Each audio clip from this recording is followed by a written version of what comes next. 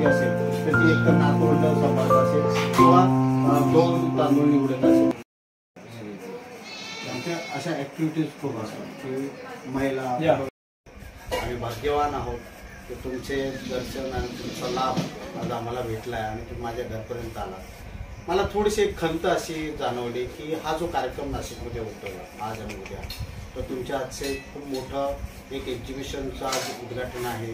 आमचे जे छायाचित्रकार आहेत दिलीप गीते त्यांचं, परंतु 29 आणि 30 तारीख ही खूप लग्नाची दाट असल्यामुळे छायाचित्रकार ते येऊ शकत नाही. तर कृपया मी तुम्हाला विनंती करतो की पुढील महिन्यात किंवा एखादी चांगली तारीख अशी बघून नाशिक जिल्ह्यातील आणि आपल्या सगळ्या फोटोग्राफरांना तुमचा स्लाइड शो, तुमचे अनुभव, तुमचं मार्गदर्शन, फोटोग्राफीबद्दल चर्चा असं मला आयोजित करायचं. त्यासाठी तुम्ही वेळ द्या आणि आपण आयोजित करू. आणि सर्वात महत्त्वाचं की फोटोग्राफी विश्व खरं काय. धन्यवाद करतो की खूप छान भरभरून प्रेम दिलं आपण आणि प्रेमाशिवाय दुसरं मोठं काहीच नाहीये.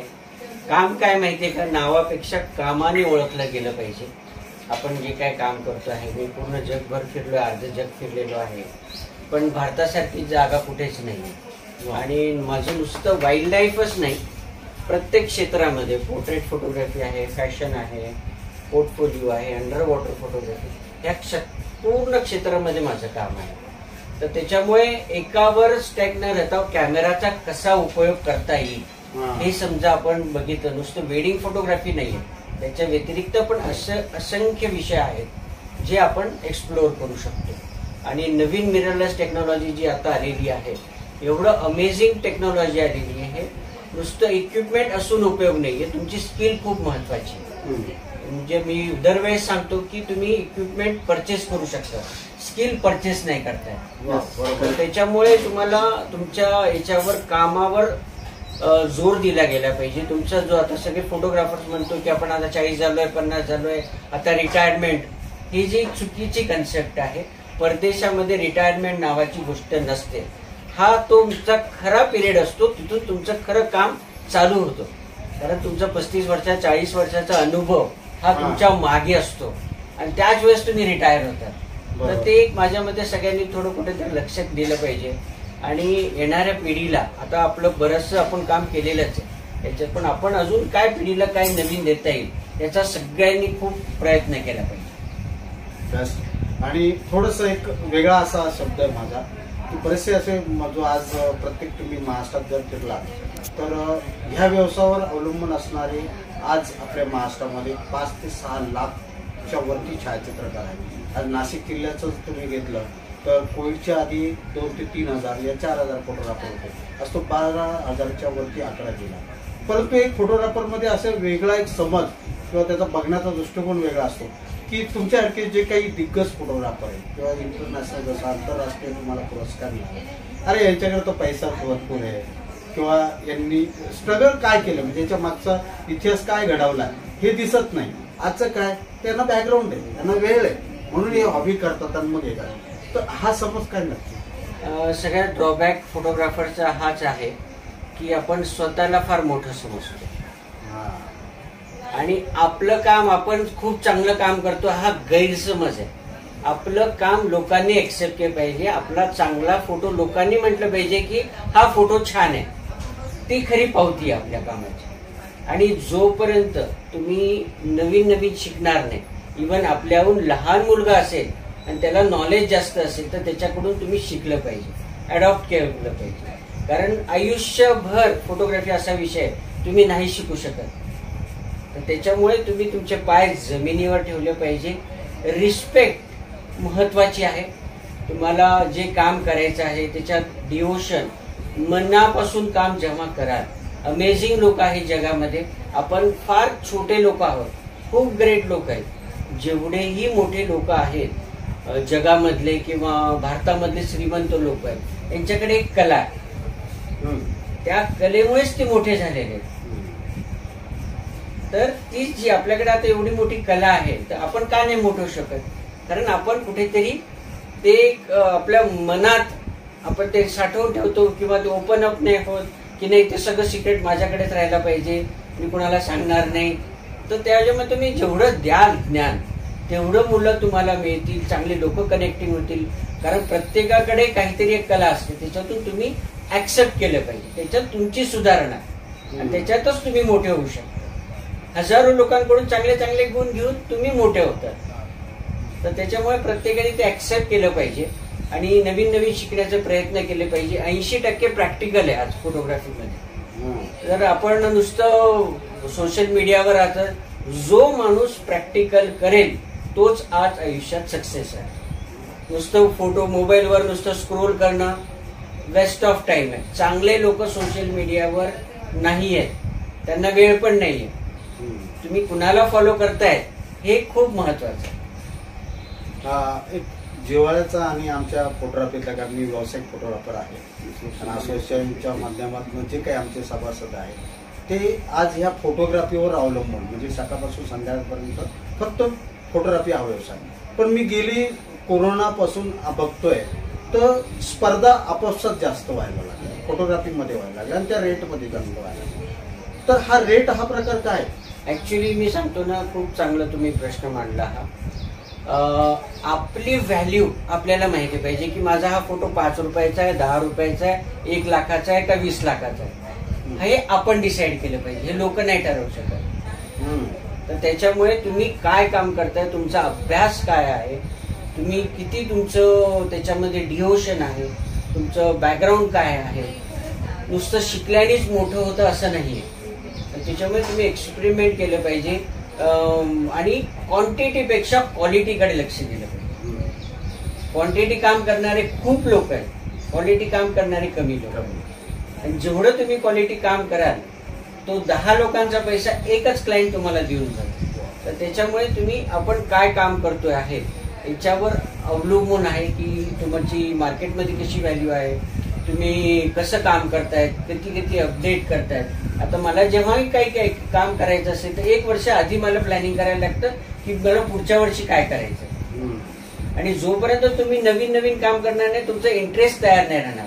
आपण तेच जुनं तेच 10x10 15x15 रूमच्या मध्ये स्टुडिओमध्ये तेच फोटोग्राफी करतो, तेच चल रहा है. त्याच्यात तुमचा इंटरेस्ट पण कमी होतो, क्रिएटिव्हिटी पण संपते. आणि जिथे तुम्ही जास्त पैसे देऊन काम करतात तिथे तुमची काम संपतं, क्रिएटिव्हिटी संपते.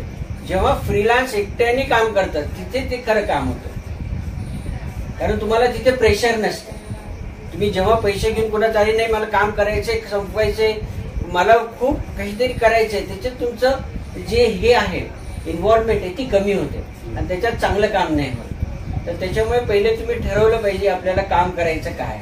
आजची नवीन पिढीला आम्ही जरा थोडंसं नाव ठेवलंय की बजाज बाबा कृपा. कारण काय आलंय की ह्या व्यवसायाकडे खूप जास्त अट्रॅक्शन व्हायला लागलं आणि त्यामुळे संख्याही वाढली. पण ह्या फोटोग्राफरना आपण नक्की त्यांना मार्गदर्शन कुठलं मिळालं पाहिजे. यांचा युग फक्त कॅमेरामध्ये हो नाही, सगळ्यात भारी कॅमेरा माझ्याकडे. असं काय माहितीये का, पहिले काय होतं 2च फोटोग्राफर होते, एक जण व्हिडिओ करायचा, एक जण फोटो काढायचा. पण आता विषय पण वाढलेले त्याच्यामुळे ते जास्त झाले तरी त्याच्याने काही फरक नाही पडायचा. कारण तुमचं डिझायनिंग आलं, सिनेमॅटिक आलं, नंतर कॅन्डिडेट फोटो झालं, नंतर तुमचं ट्रेडिशनल फोटोग्राफी झालं. त्याच्यामुळे माझ्या हिशोबाने हे मुलं आल्याने काहीही फरक पडत नाही. तुमची जी स्पेशालिटी आहे तुम्ही त्याच्यात मास्टरकी करा, तुमचं काम करा. लोक हजारो किलोमीटर येऊन तुमच्याकडे लोक येतात. नाही, माझा प्रश्न हा होता की नवीन जी पिढी येते त्यांना फक्त आज काय वाटतं की फायनान्स मिळतंय आणि हा व्यवसाय सोपा वाटतोय. एक लग्नामध्ये 2 दिवस फक्त काम करायचंय, रोज नाही. जी इतर कुठेही आज नोकरीला गेलं तर 8 तास 12 तास जे काम करावं लागतं ते इथे नाहीये. आणि फ्रीलान्स आहे पण चांगला पैसा मिळतो असं समज. त्याला फक्त एक असं वाटतं की माझ्याकडे कॅमेरा भारीतला आहे, पण मग बाकीचं त्याला शिक्षण किंवा ह्याची गरज आहे, खूप गरज आहे. तुम्ही जे विचारत म्हणता तुम्हाला कॅमेरा जोपर्यंत समजत नाही, कंपोजिशन समजत नाही, अपर्चर समजत नाही, व्हाईट बॅलन्स समजत नाही, अनेक एक फोटो चांगल्या नुसते एका गोष्टीने नाही, हजारो गोष्टी आहेत त्या चांगल्या फोटोच्या मागे. तर लोकांना काय दुसरं काय वाटतं लोकांना की आपण जेव्हा एखाद्या फोटोग्राफरला हायर करतो त्याला तिथे बोलवतो तो मनापासून काम नाही करत. त्याला माहितीये मला 5,000 मिळणार आहे, 3,000 रुपये मी पटकट काहीतरी फोटो काढून तुम्हाला देऊन टाकणार. जेव्हा तुम्हाला लक्षात येईल की ही माझी ऑर्डर आहे, तर त्याच्यातलं जे महत्वाचे जे काम आहे ते तुम्ही केलं पाहिजे. बऱ्याच वेळेस काय होतं, चूक अशी होती की आपलं तो फंड हे नसते, तो विषय नसतो, आपण थर्ड पार्टीला बोलवतो त्याला काम करायला लावतो, मग ती ऑर्डर तुमच्याकडे नाही, ती ऑर्डर त्याच्याकडे जाते. तर त्याच्यामुळे तुम्ही जे मास्टर की आहे, आपली स्पेशालिटी पाहिजेच, त्या याच्यावर कमांड पाहिजे, आणि नुसतं एक नाही, सगळ्या गोष्टी तुम्हाला आल्याच पाहिजे, ते महत्वाचं आहे. तर त्याच्यामुळे नुसतं ते तर खूप मोठी चूक करतात मुलं की 2000-3000 पर डे काम करतात आणि ऍक्च्युली त्यांना कळत नाही. जो तुम्हाला ऑर्डर देतो तो घेतो 40,000-50,000 रुपये, त्याच्याकडे तो मिररलेस कॅमेरा नाहीये, तो तुमच्याकडून काम करून घेतो 4,000-3,000. तर त्याच्यामुळे फोटोग्राफरनी तुम्हाला समजलं पाहिजे की आपण काय आहे. 5,000 रुपये तुम्हाला असे करत करत कमीत कमी 3 वर्ष लागतात वसूल व्हायला कॅमेरा, तोपर्यंत त्या कॅमेऱ्याची लाईफ संपते. त्याच्यामुळे तुम्ही ओन कॅमेराचे स्वतः ऑर्डर्स घ्या आणि आपलं काय व्हॅल्यू आहे हे कळायला पाहिजे. सगळ्यांना आजकाल फुकट पाहिजे, कुणाला फुकट नको आहे.